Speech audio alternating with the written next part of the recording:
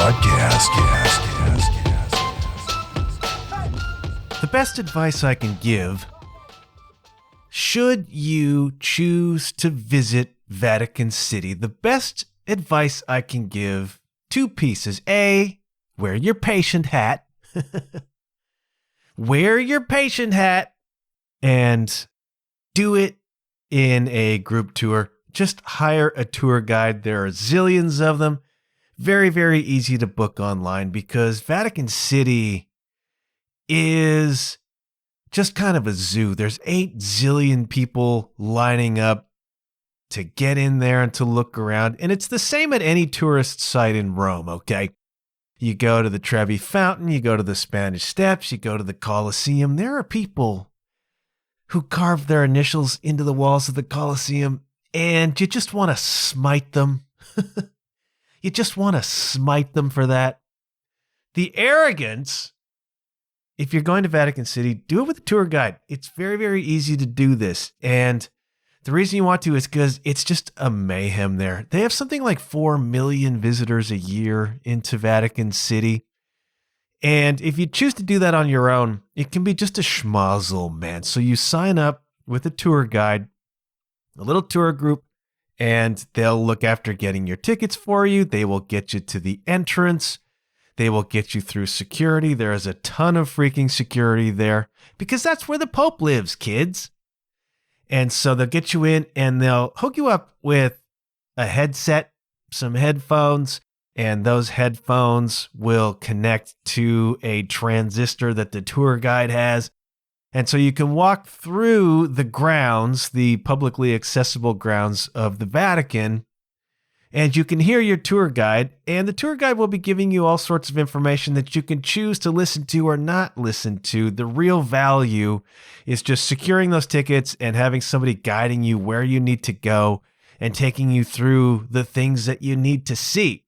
And it is not a comfortable experience, okay? I mean, those hallways are just rammed, just crammed, packed with people, right? And so you kind of penguin along.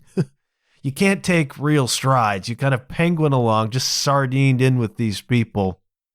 And as soon as you walk into the place, once you get past security and once you actually enter into what is fundamentally a giant museum, you just are struck by a couple of things. A, you are struck by the sheer volume of just absolutely unbelievable art. Vatican City is like a Vatican-themed hotel in Vegas. If you can picture that, if you've ever been to Vegas and you go to a hotel there that's themed, and it's reproductions of antiquity, right? But in this case, it's real antiquity. I mean, you're looking around at these things like these are the things. These are the originals. And it's just room after room after room of paintings and tapestries and sculptures. There's a room that's just busts of heads. Just heads and shoulders, just rows of them. And our tour guide led us to believe that all of those busts, a lot of them seem to be Greek origin. A lot of them are, well, they're all ancient, but some of them seem to come from civilizations that either predate the Roman civilization or were enemies of the Roman civilization. And so our tour guide led us to believe that a lot of these busts were taken as trophies. So these are the heads of gods of other civilizations, Greek gods, statues of whatever, Carthaginian, I don't know. But the implication was these are trophies. Like, our God's better than your God, and we're going to prove it by putting the heads of your gods basically on pikes in our Vatican Museum. I don't know if that's true or not, but you are struck by the sheer volume of unbelievable, priceless art that exists in this space. And that's just the stuff they'll let you see, right? The stuff that's hidden under wraps, I cannot imagine the astronomical value of that. And that's the other thing that strikes you.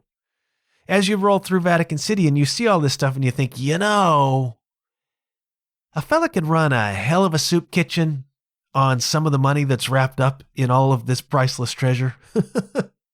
And then you eventually wind your way to St. Peter's Basilica and you step in there and you go, come on. Like, come on, Pope. What could you do with the wealth, the sheer astronomical, almost incalculable wealth that is housed on this property and in these buildings? And if you are a thinking person, if you're a moral person, if you're a rational person, you just kind of step back and you go, something is wrong here. Aren't we supposed to be, remember this term, kids, alleviating the suffering in the world? We're going to come back to that in a minute. And you just look at all this wealth and all of this art and all of this priceless treasure, and you think, good Lord, what can we do with some of this money?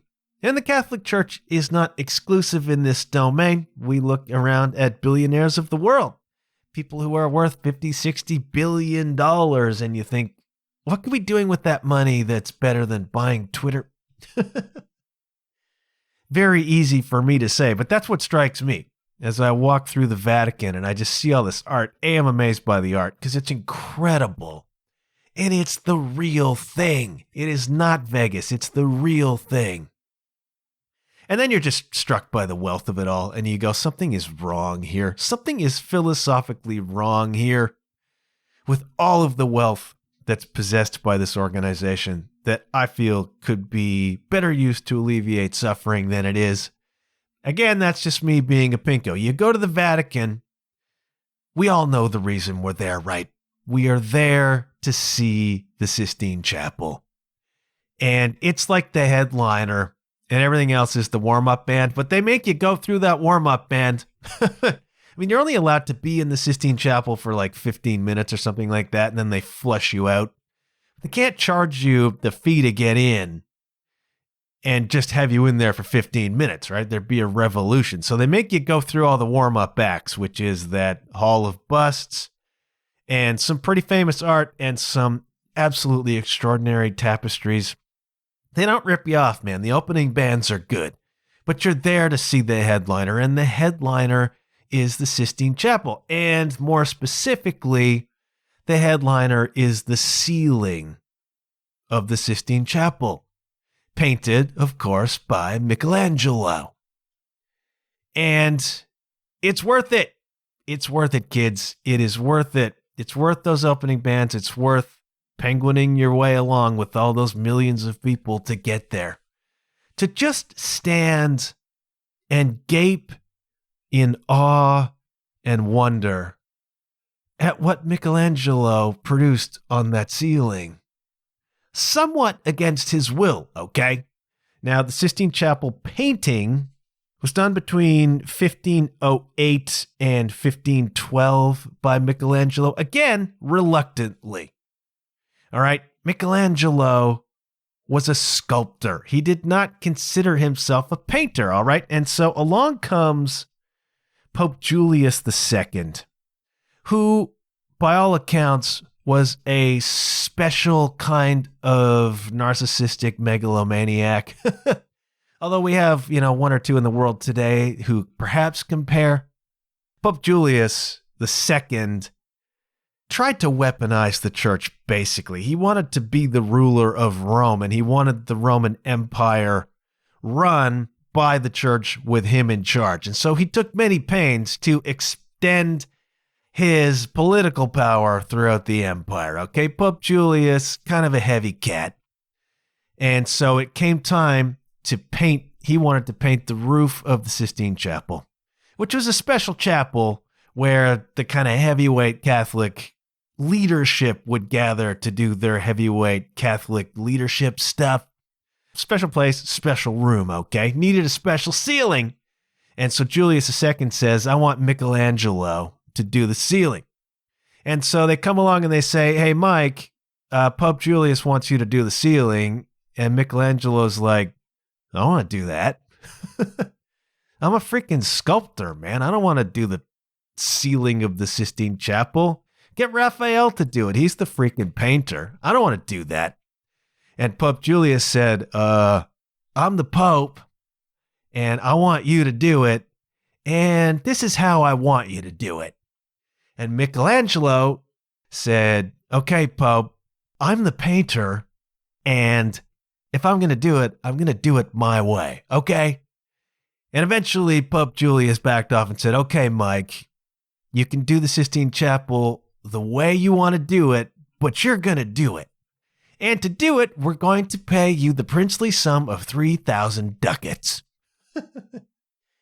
which translates to around 600,000 US. All right. Now, most of you are artists out there. I don't know any among my listenership who would turn down that kind of commission, even in a medium that's not your specialty, for 600 grand. Okay.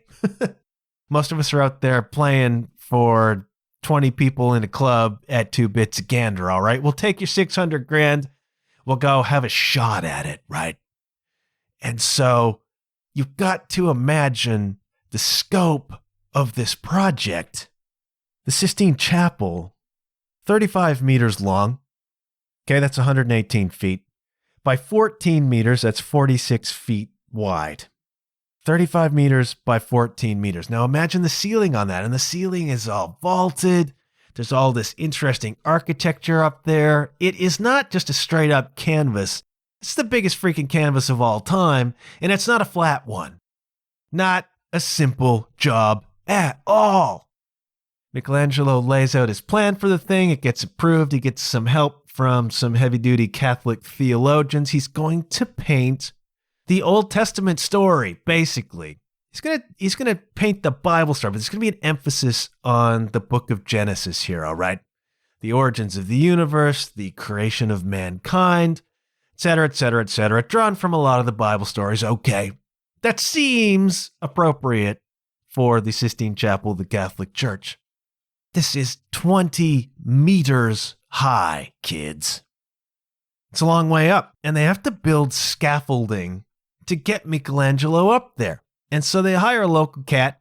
He comes in, and he actually hangs scaffolding from the ceiling of this place. Pokes holes in the ceiling, hangs scaffolding from it. Michelangelo shows up and he goes, "The hell is this? Now you got me trying to paint around holes in the freaking ceiling? You got me painting around these ropes or these chains, whatever they had. What is going on? Build the scaffolding from the freaking ground and stop putting holes in the ceiling." And so they had to wait and rebuild the scaffolding from the ground. And then up it went.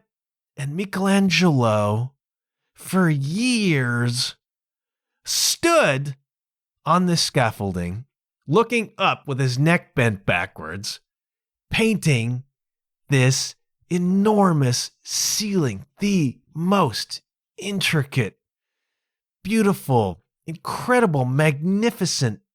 It's called and considered now still one of the masterpieces in all of human history. And it is.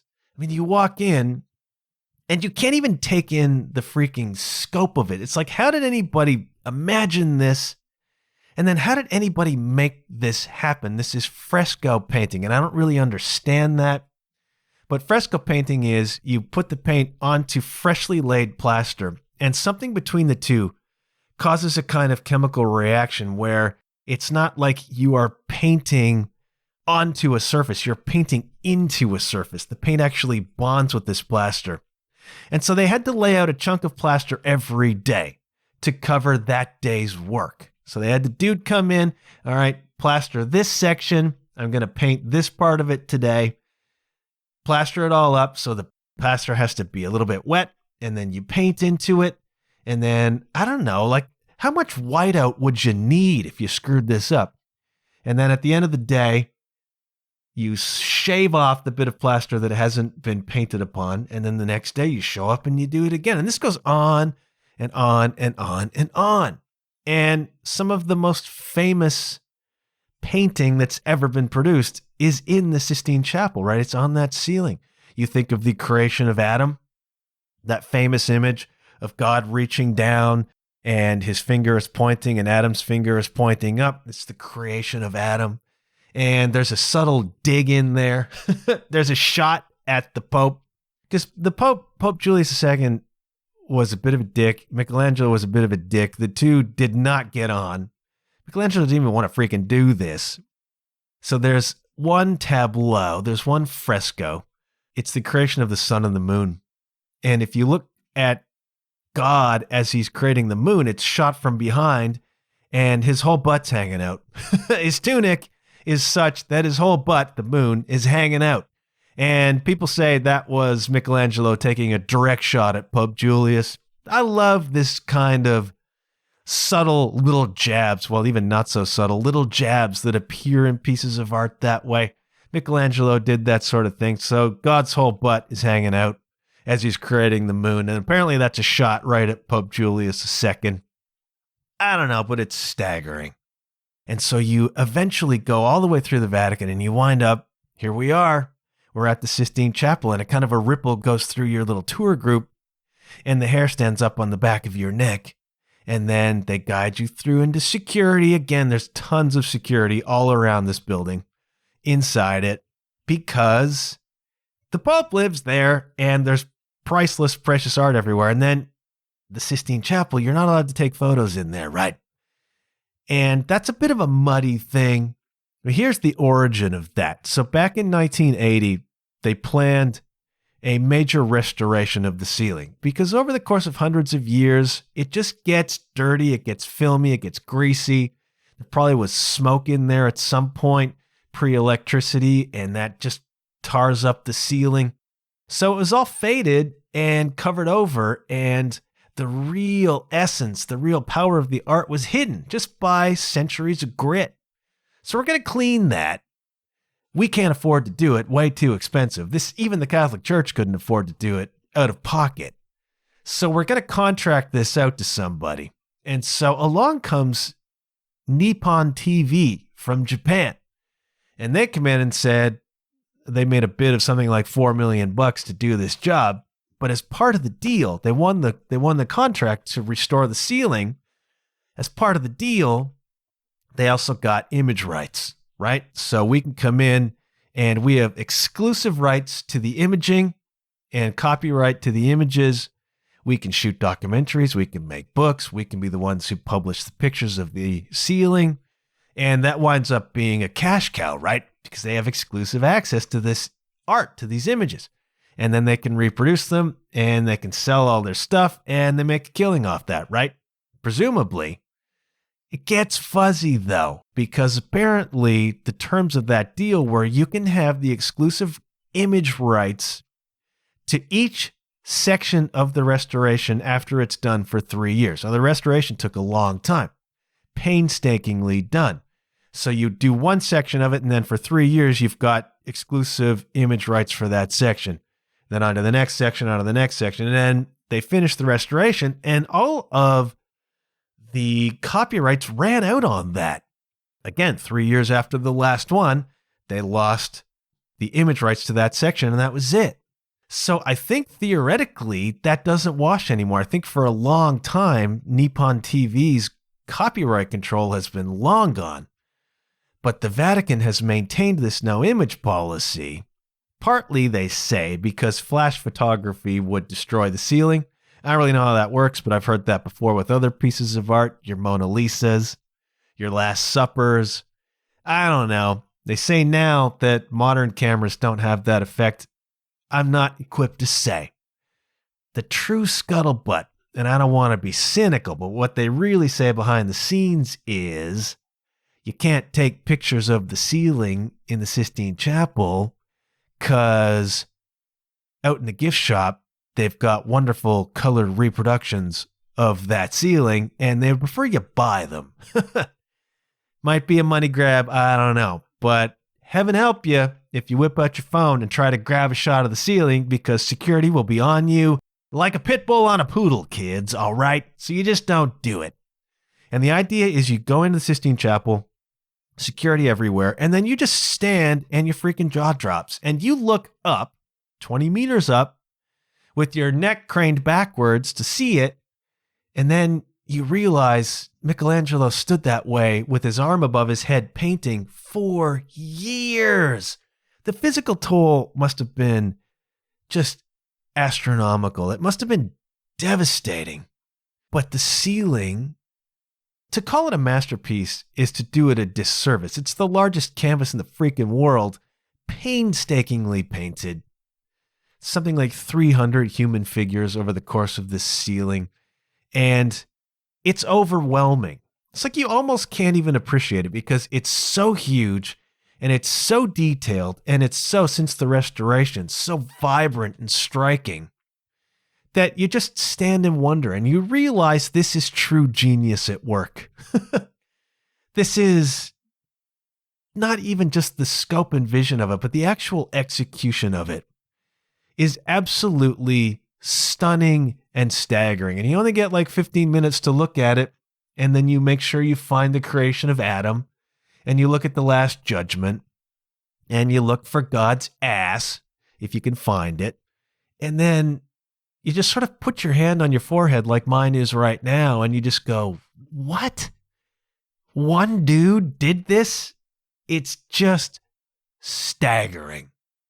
And if you ever get a chance to see it, you should. It's worth all the warm-up bands and being sardined into that crowd to just stand for 15 minutes beneath an absolute peak of human artistic endeavor. And you ask yourself right now, perhaps with your own hand on your forehead, why am I talking about this? You probably asked that a lot with this program, and you may begin to ask it more because I'm getting more comfortable with being utterly random on this show. The reason I'm talking about it now is because I heard a quote last week from Ram Dass that's relevant to it, okay? I was listening to the latest episode of the Ram Dass Here and Now podcast, and if you are a seeker of any sort, you should be listening to that because Ram Dass kind of is a Michelangelo of eloquence. He's just such an entertaining and funny and poignant and profound and gentle speaker. His voice has been my guide through anxiety. And I listen regularly to the Ram Dass Here and Now podcast, which is just his lectures captured over 30 years of him being Ram Dass. That's an aside, all right? He was talking about Michelangelo on last week's episode with reference to the statue of David. He said that he had been, at the time, he had been in Florence hanging out with Michelangelo, and that draws titters of laughter. But it's the same deal in Florence, by the way. If you're going to see the statue of David, which I did, get yourself on a tour guide. They hook you up with the tickets. They walk you through. It's the same sort of deal. You go through the warm-up bands, all these rooms of art in the museum, sculptures, reproductions of sculptures, okay. Some magnificent Renaissance art, which is just everywhere you go in Italy, and you look at it and you're like, that's amazing, incredible. And then they walk you out through a doorway into a long, massive hallway. And you turn the corner into that hallway and you look down, way, way down. And at the end of the hallway, in this massive open gallery, top lit, you see David just glowing in the distance. And again, your jaw freaking drops because you've seen photographs of David your whole life, right? Except in Florida, where you only see him maybe from the waist up, or they've got like a kilt on him, because heaven forbid we see anything as pornographic as the statue of David. And I find it sad when the people making policy are more childish than the children they're trying to protect. I digress. You see David in the distance, and if you're like me, once you get up close, and he is freaking massive. I don't know how tall the statue of David is, but it's staggering in the same way that the Sistine Chapel is staggering. And if you're like me, you immediately put yourself there, right? I'm standing in the Sistine Chapel, and I'm picturing Michelangelo painting it. I'm trying to smell it. I'm trying to put myself there in my mind. Just like when I'm wandering the streets of Amsterdam and I'm looking at some ancient building and I'm trying to picture the people building it when there was nothing there before 700 years ago or whatever. And then I'm trying to imagine the people building it and the people coming by, or churches that I've stood in that are 900 or 1,000 years old. And I'm trying to picture them. How did they do this? But I'm trying to put myself there. So it was in the Sistine Chapel. So it is when you see David. You go to Florence and you see David, and you just try to picture. I try to put myself in the room with Michelangelo carving this and creating this from a giant block of marble releasing David from the block of stone, right? And it's just mind-blowing to me. And then I have this weird history thing that I do, and I try to see it and I try to be there, and you sort of brush past all of the freaking influencers taking selfies with the peace sign in front of David, having no idea why David matters or what it is, just knowing it's famous, and I can be famous too if I do all the poses and I lift my butt just right. I don't want to be cynical. Something you have to put up with when you go to Rome, when you go to Florence, when you go to any tourist trap. Just get ready for the rows of influencers doing all the influencer poses and pretending they own the yacht that's in the marina. Ram Dass had been to Florence. He had seen David, said he was hanging out with Michelangelo, and he referenced David, Michelangelo's other works, and he says, this is my quote from the episode, he says, those are a statement of the way God manifests through the human heart. Just like Bach is, and just like Mick Jagger is, just as anybody that transcends and lets their art come through their form. And he goes on to say, the quieter you get and the less attached you are to what you do, the more you will find that you move towards doing those things which relieve the suffering of all sentient beings, because you are part of them all. And that's what I was talking about before. I said, remember this notion of relieving suffering. There's a preamble to that quote that I gave you, where he's talking about Michelangelo can pass away. The Medicis, who ran so much of the Roman Empire artistically, can pass away. Everybody passes away, but this art endures. The manifestation endures. The expression of God, the expression of source, the expression of the divine through art endures. And the way to produce something enduring is to detach from what it is and let it come through you. This is the true expression of divinity. And when you stand in the Sistine Chapel and you look up, Michelangelo's been gone for hundreds of years. The art, the expression endures. The statue of David endures.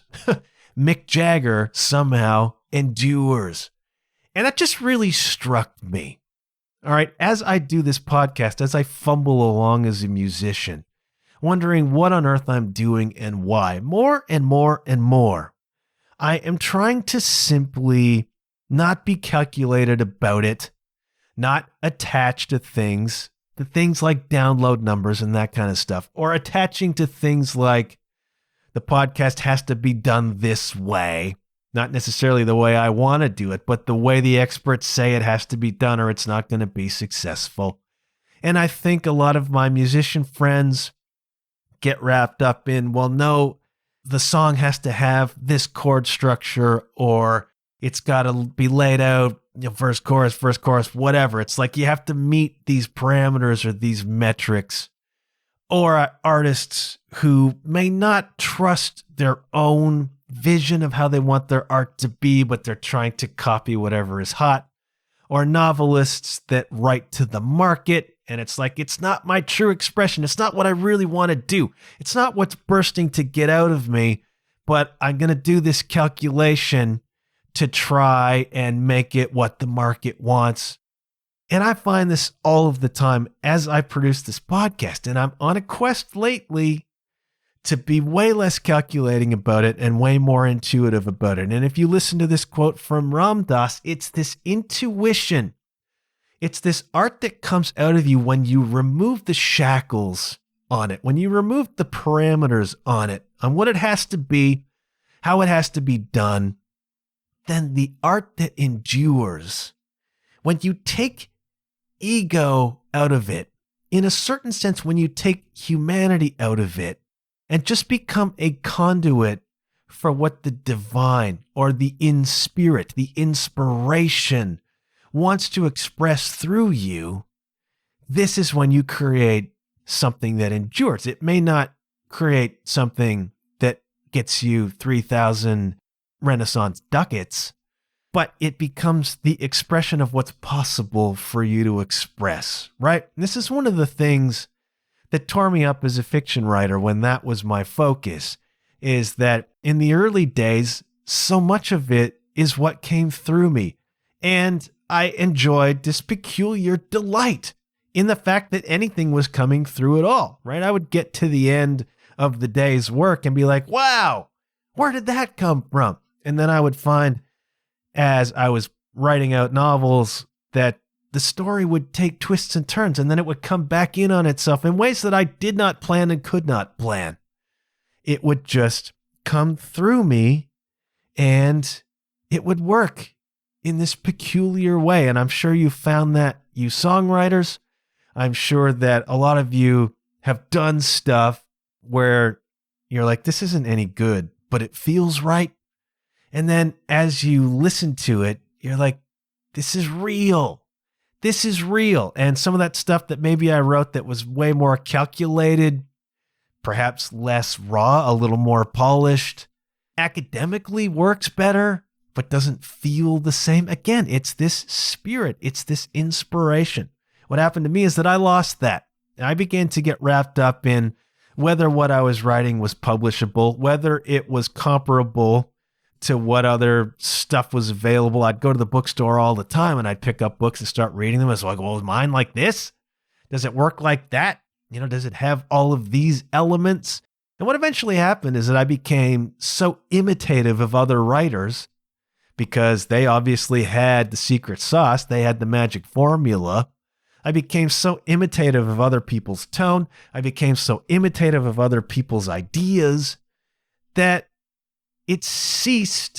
my work ceased to be inspired. Mine became a really great facsimile or replica of somebody else's inspiration. And what you get with that is absolutely zero. You see this in genre music all the time. Who are the bands that endure from the 80s glam movement? Motley Crue, and this is not an endorsement, or this is not some sort of endorsement of how those bands sound now, because some of them don't sound great. Motley Crue, Def Leppard, Guns N' Roses. That's about it. That's about it. There were thousands of these bands. Most of them don't endure because most of them were not innovators. Poison exists, right?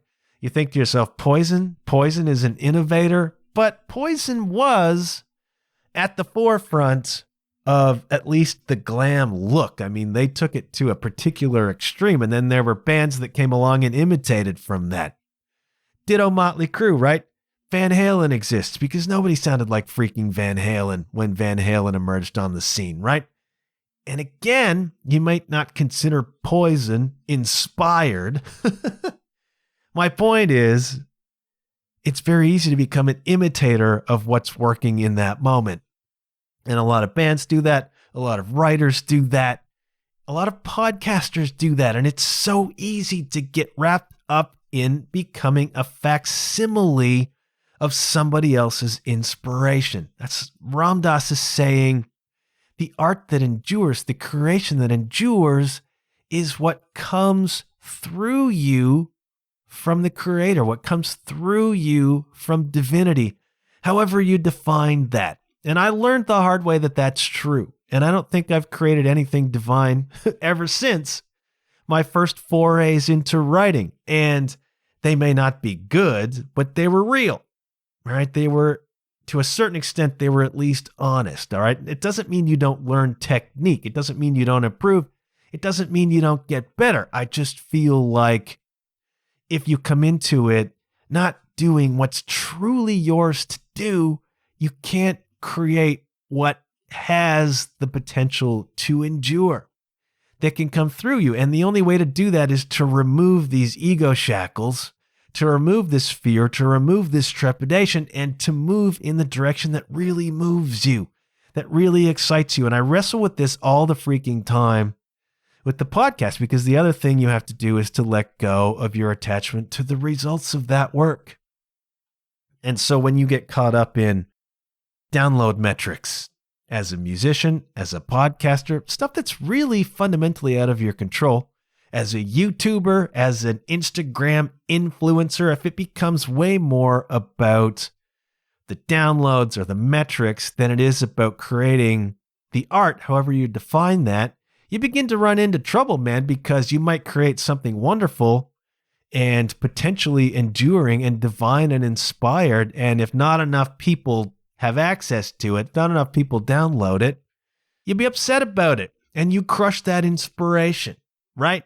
And it was just interesting to have that presented to me in the context of Michelangelo, because the art endures. He's long gone, but that art was inspired. And David was inspired. And it still exists. And to hear Ram Dass talking about that was really, really potent to me. And then it ties back to this idea of relieving suffering in the world. This was Ram Dass's big thing. It's what he dedicated his life to, was relieving suffering in the world. In a variety of ways in which he encountered that. And he had his own path and he had his own inspiration for that. And I think sometimes, especially in the context of this particular podcast, which is not always that heavy, to be perfectly honest. We all can agree on that. But it's like, if this is my inspiration, right? If what I'm doing right now is genuinely me and what I feel coming through me, and I'm on the fence about that sometimes, I become imitative of other people still be, and that is a lack of trust in my own vision, and that is a confidence that needs to be developed for any freaking artist, all right? There is a quote from the great F. Scott Fitzgerald, who is the author of one of my favorite novels of all time, The Great Gatsby, a brilliant freaking novel, one of the Lost Generation writers. He says, begin with an individual, and before you know it, you find that you have created a type. Begin with a type, and you find that you have created nothing. The real value is in the individual bespoke inspiration. It's not in imitating somebody else, right? Sometimes as an artist, you begin that way because it's all you know. You know, I started as a drummer. I started off playing with other people's records, and so I'm absorbing what other drummers do, and that's no bad thing. Right? That is not a bad thing. That's how you learn craft. That's how you learn ideas. Eventually, you have to detach from type and create an individual in whatever form of art you're doing, in whatever way you live, if you want that to endure. I'm convinced of this. I struggle with it in the podcast because I'm still pretty imitative. And again, it's a self-confidence thing. It's a trust in your own vision kind of thing. Again, I digress. Again, I digress. The point is, even this podcast can provide entertainment. It can provide a bit of solace, right? It can provide a friendly voice in your ear holes, just like I talk about. And that is potentially relieving suffering in the world. Something as goofy as Steel Panther, which you would look at it and say, particularly lyrically, doesn't have great artistic inspiration. And yet, you go to a Steel Panther concert, people have the time of their freaking lives. Or a dumb movie, or a great movie, right? These forms of entertainment provide relief from the suffering in the world. You know, sometimes we think in order to relieve suffering, we have to work in a soup kitchen, or we have to sell everything and give it all to the poor. And these are by no means bad things to do, all right? But it's perhaps not everybody's path. Everybody has their own gifts. Everybody has their own potential.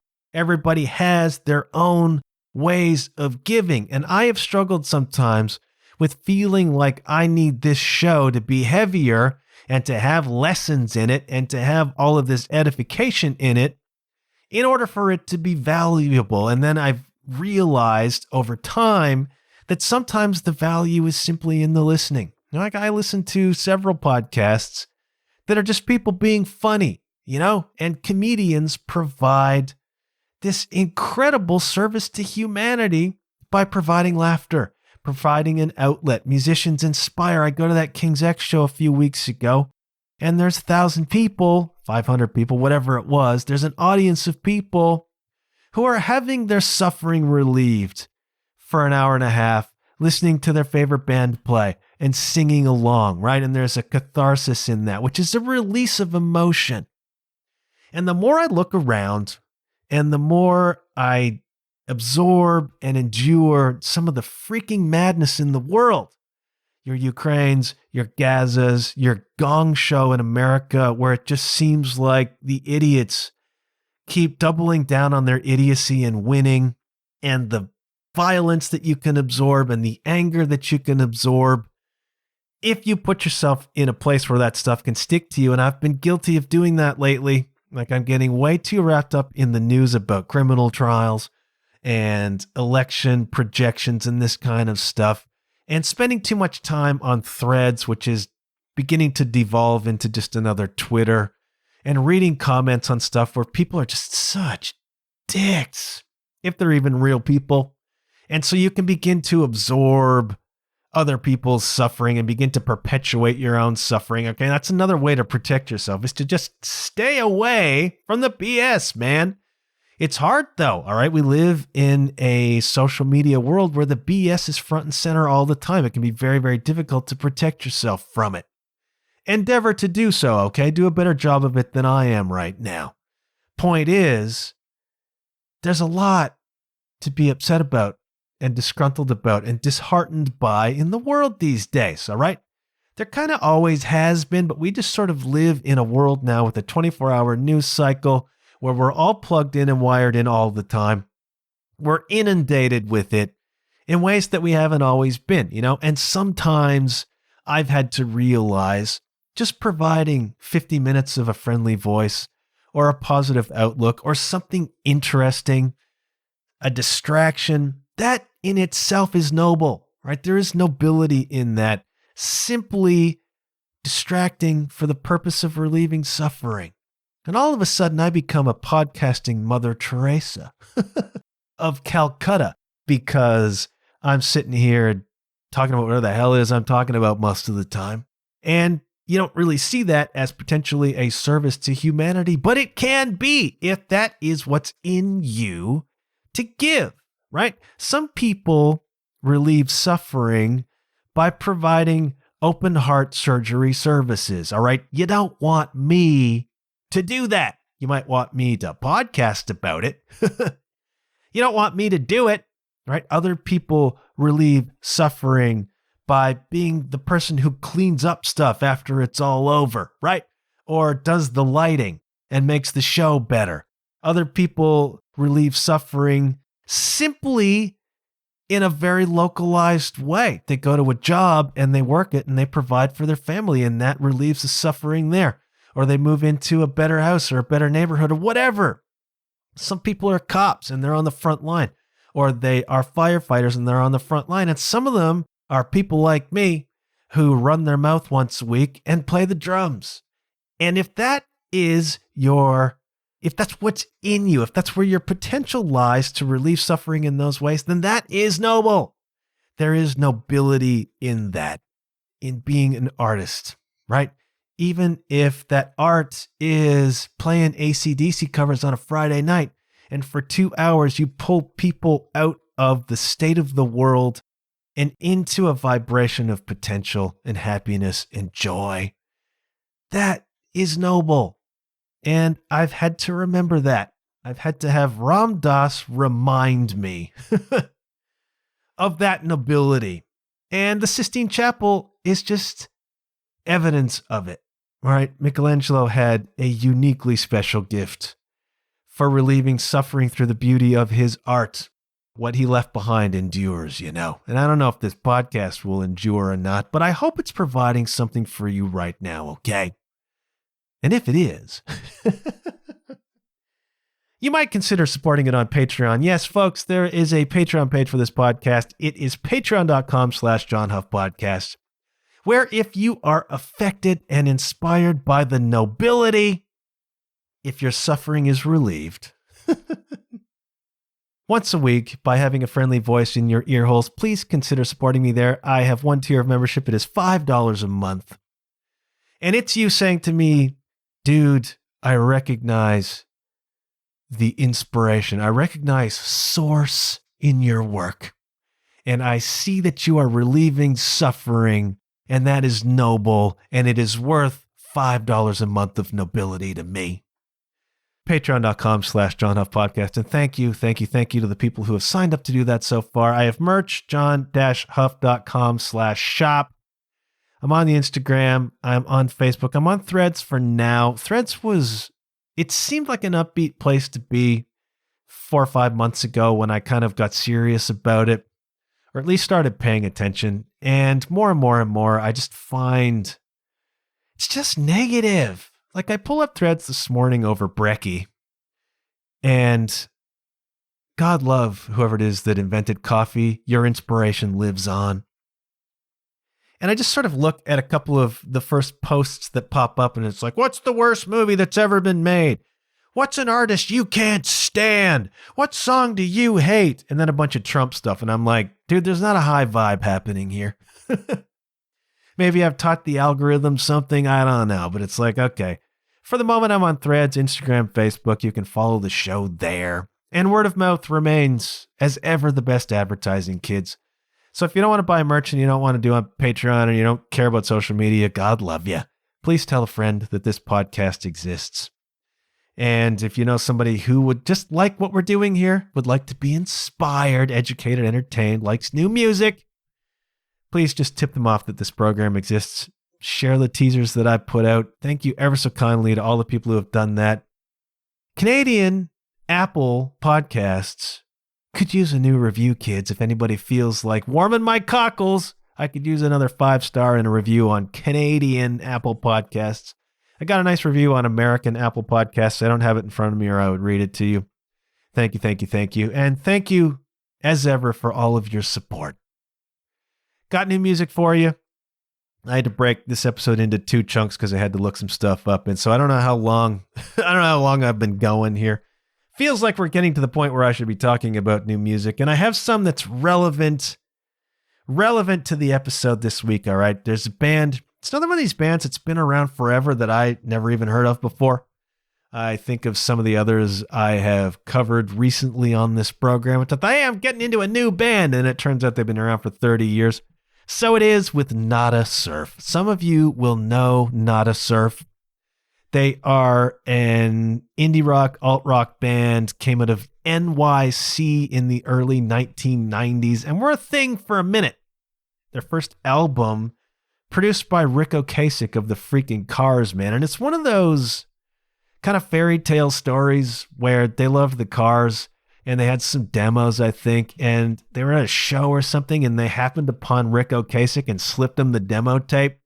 You've heard that story a million times, right? You'll hear interviews with bands, like big bands, and somebody slips them a demo with the hope that they'll listen to that demo and tell all their fans, and then that band will blow up. Almost never happens. We did the same thing when I was in Hiroshima Hearts, and Jen and I went down and worked the Steven Tyler's show. We slipped a t-shirt and a CD into his personals, hoping that one day we would see him interviewed on, I don't know, MTV or something, and he'd be wearing our Hiroshima Hearts shirt.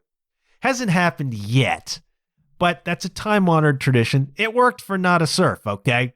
They happened upon Rick Ocasek. They slipped him a demo, and a couple weeks later, he calls him up, and he's like, I want to produce your album, and we're going to hook you up with Elektra Records. And that's what you want to happen, kids. And so Nada Surf in the early 90s put out this record, had kind of a minor hit song, were a thing for a minute, and then lived the other side of the label dream, right? They recorded their second album.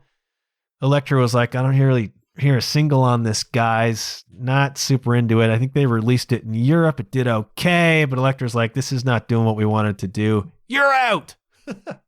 That's how fast it happens, kids. You're in, and then you're out. Nada Surf carried on and continued producing records, have a big fan base, one of those bands. I'd never heard of them because I wasn't really into that indie alt scene in the 90s, all right? I was introduced to the Archers of Loaf kind of mid-90s and later the Weaker Thans, but I never really was into any of this other music. And so Nada Surf, they get lumped into that nerd rock moment that emerged in the 90s, right? With Cake and with Weezer and bands like that, and they fit in that vibe, right? You listen to their music, it's very kind of pop, jangly guitars, really kind of clever lyrics. It's nerd rock, right? They could tour with Weezer tomorrow. So if you're not listening to Nada Surf, that's the kind of vibe we're going for, all right? And they released a new song in the last week or so, the first I've heard of theirs, called In Front of Me Now. And it's a single from their forthcoming record, Moon Mirror. And I just want to read you some of the lyrics because it just fits with a lot of what we're talking about here. I used to be dreaming when I was driving. I used to be leaving when I was arriving. I used to be calling when I was walking. I used to be thinking when I was talking.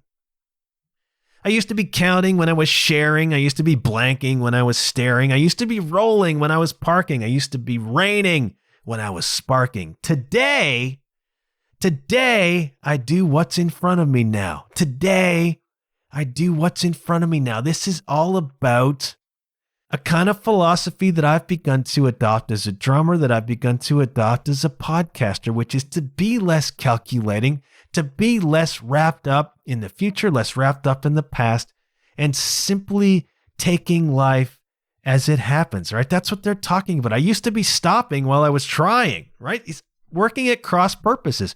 I used to be landing before I was flying.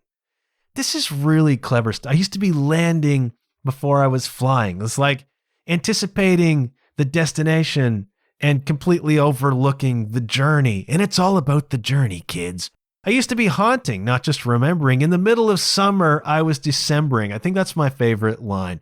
In the middle of summer, I was Decembering, wishing my life away, thinking my life away, always living in a projection, always living in the future and not experiencing this moment.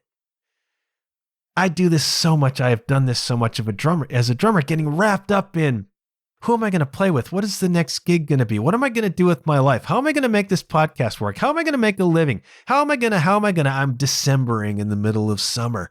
Instead of being wrapped up in all of these details, simply taking life as it comes, taking life in this moment. And that's how I'm rolling these days.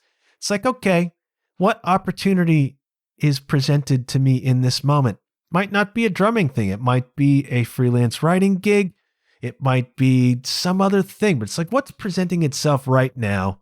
And we can absorb ourselves in that. And then in the next moment, we'll absorb and lose ourselves in whatever is happening then.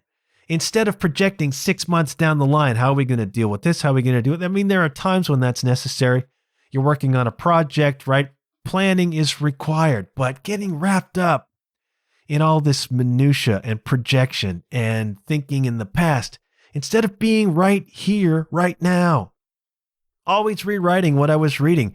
Also doubting what I was conceiving. How many of us can sing a bar of that?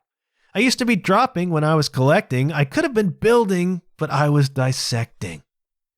I could have been building, but I was dissecting. I could have been recording a podcast. Instead, I was dissecting all the details of how I would market it or what it would be or how I would this or how I would that. I could have been starting a band instead of laboring over how on earth I would start a band and what it would be and where it would go and what we would do. I could have been writing this novel, but instead I'm just going to get wrapped up in trying to plan the novel or read about how you write, right? Film writers are famous for this. Instead of writing a freaking script, they're tooling around reading books about how to write scripts.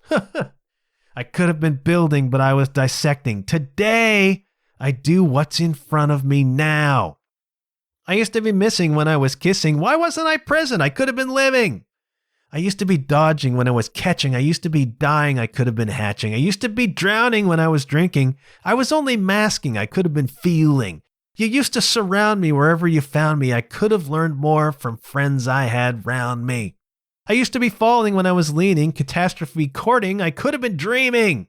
Oh, how many of us are guilty of that? Instead of dreaming, you're just worried about what could go wrong or what is going wrong. Catastrophe courting. I could have been dreaming. I was careening, looking for meaning. Wish I was relaxing. I could have been breathing. How many of us get wrapped up in that? How many of us get wrapped up in striving so hard and struggling so hard for meaning or purpose that we completely miss it. And if you had just relaxed, you could have been breathing. Maybe you could have experienced it. It's just, the song goes on that way. And it's so relevant to this right now. This notion, right, of letting go of your attachments, letting go of your thinking mind, letting go of your ego, letting go of parameters, letting your work come through you, letting life present to you.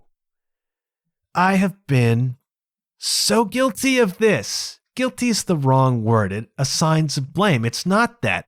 It's just a process of evolving in your thinking and in your feeling to getting to this point where it's like you can trust your own art, or you can trust your own work, whatever that is. You can trust your own ways of relieving suffering in the world, even if they seem silly or trite, like this podcast sometimes feels. Man, they say laughter is the best medicine, and that is profound wisdom. Trust what's yours to do. Trust what comes through you. Trust what life presents you. Stop Decembering. Stop Decembering in the summertime. Be here now. That's what Ram Dass said. Be here now. Delight in the way things are. And stop putting parameters on your art. That's such a hard thing because we all want to be successful. We all want to be good. And we all want to be acknowledged as being good. I mean, that is ego and that is being human. But can you let the shackles go? Can you a little bit release the handbrake? As Arsene Wenger, the great manager, used to say. We played a little bit with the handbrake on. Release the handbrake. Release the parameters. Trust your art. Trust your vision. And instead of projecting all the time, be here now. See what the opportunities are. Revel in them. Take them or don't take them. This is all advice to me, by the way. I'm sharing it with you, but it's really advice to me about not overthinking and trusting in divinity and following that. And I think that's a good place to end. I had other stuff to talk about. I always do, but I'm going to stop there. I'm going to thank you for listening to this and all of the other episodes and the support you've given me. I thank you ever so kindly for that.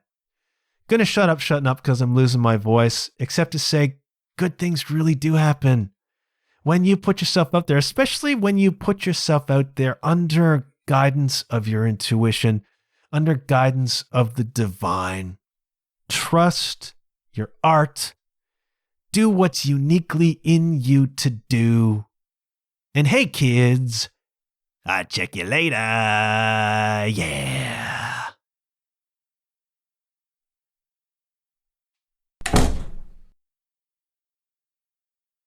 Today, I do what's in front of me now. Today, I do what's in front of me now. I didn't say a lot about the song, but it's freaking catchy and it's freaking great. And go listen to Not a Surf.